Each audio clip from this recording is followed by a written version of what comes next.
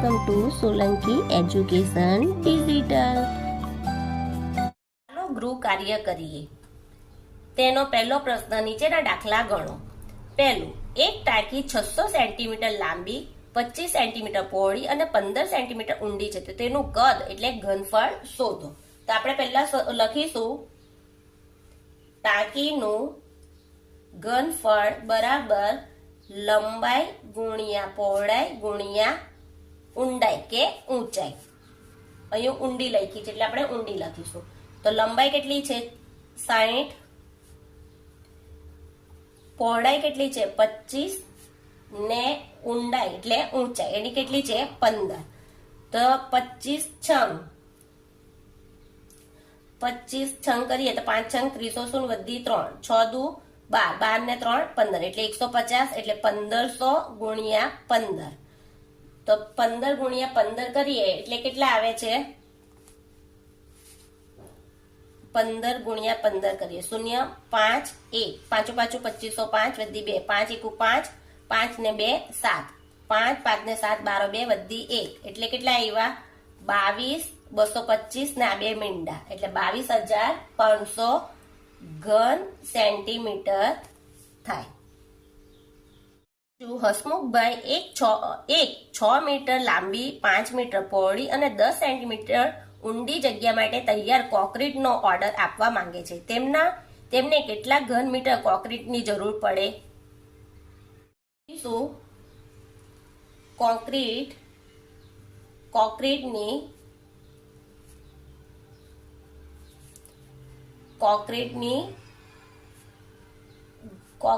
ઘનફળ બરાબર લંબાઈ ગુણ્યા પહોળાઈ ગુણ્યા ઊંડી અથવા તો ઊંચાઈ.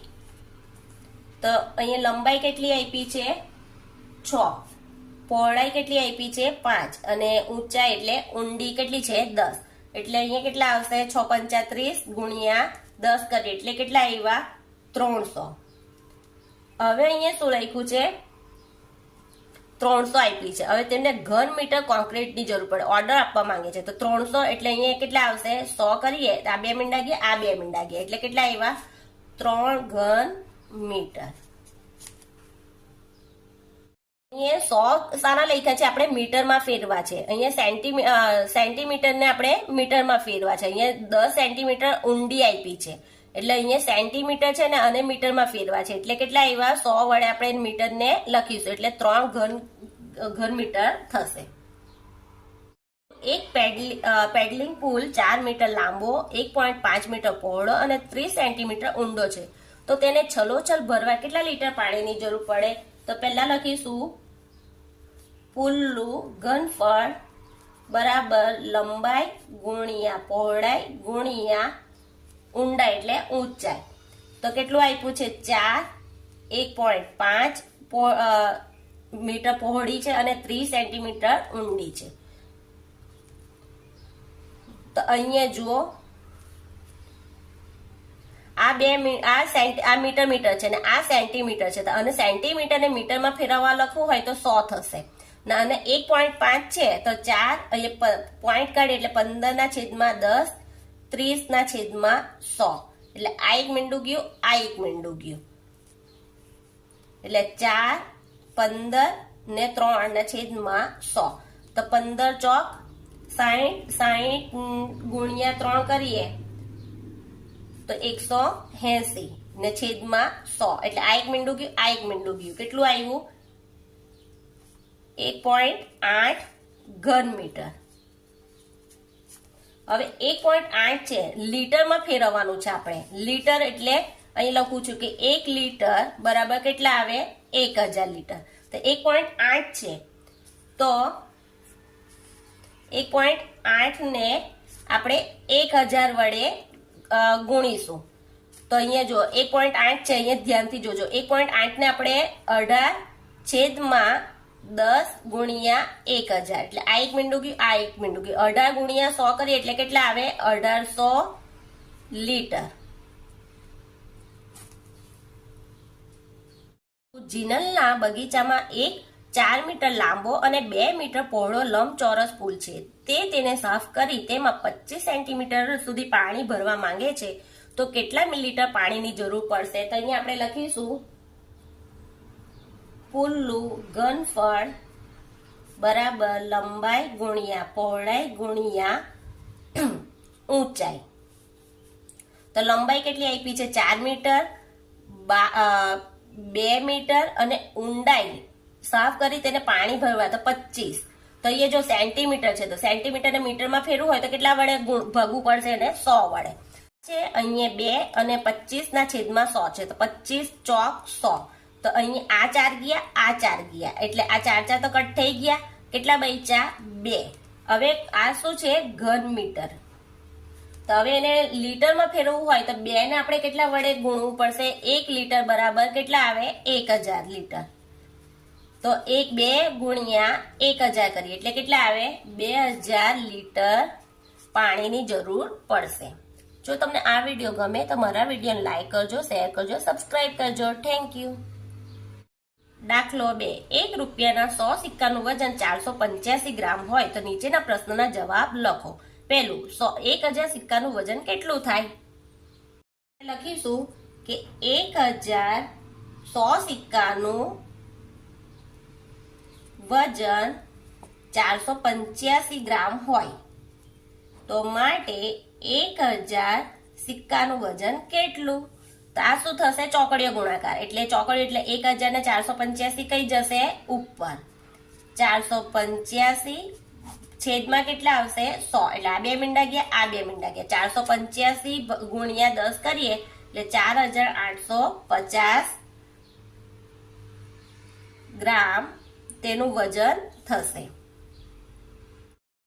500 સિક્કાનું વજન કેટલું થાય? તો અહીંયા આપણે લખીશું કે 100 સિક્કાનું વજન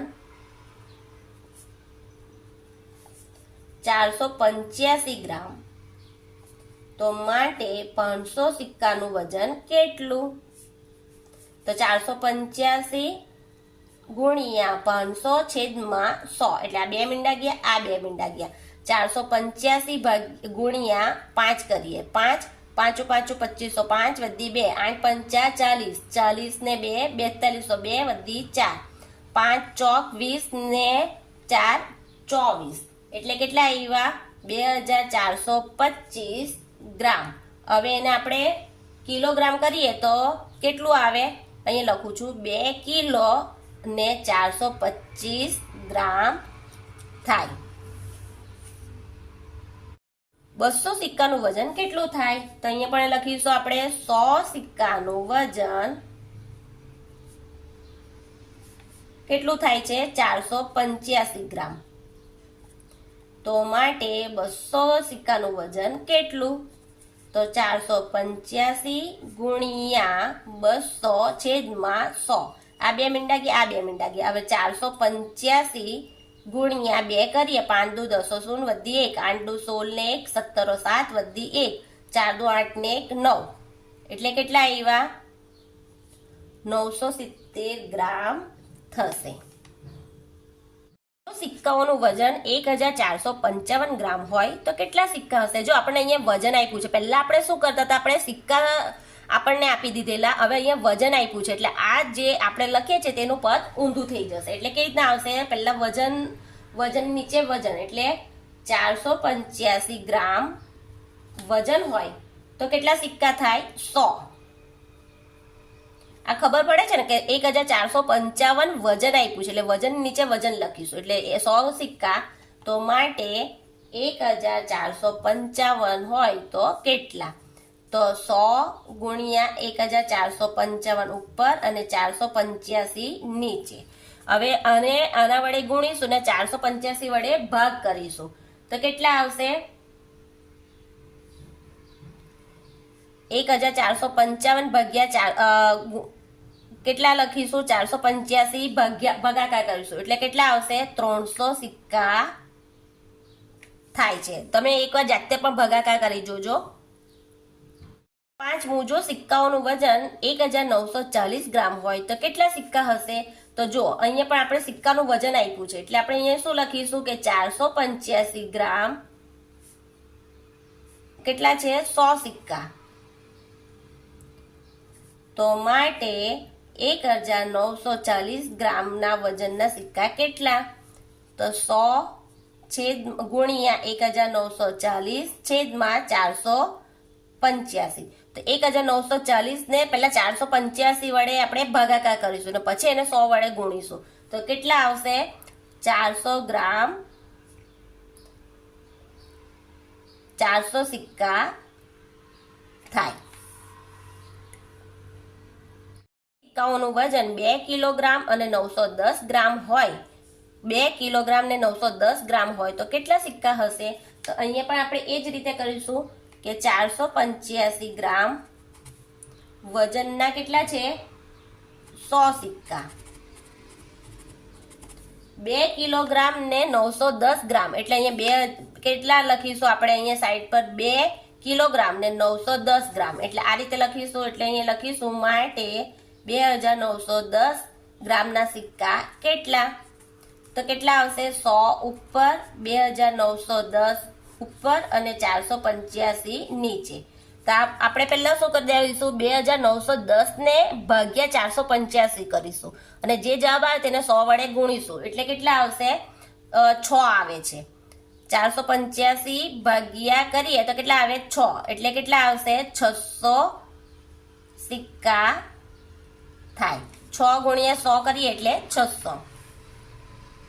બીજું, જો સિક્કાઓનું વજન 3 કિલોગ્રામ અને 880 ગ્રામ હોય તો કેટલા સિક્કા હશે? તો અહીંયા પણ આપણે એ જ કરીશું. 3 કિલોગ્રામ છે એટલે 3 880 એટલે આટલું આપણે ગણીશું.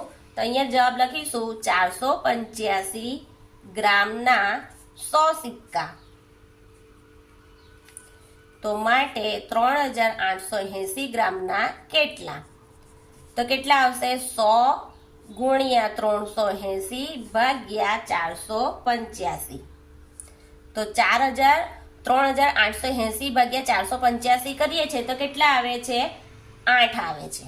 તો 8 ગુણ્યા 100 કરીએ એટલે કેટલા આવશે? 800 સિક્કા હશે.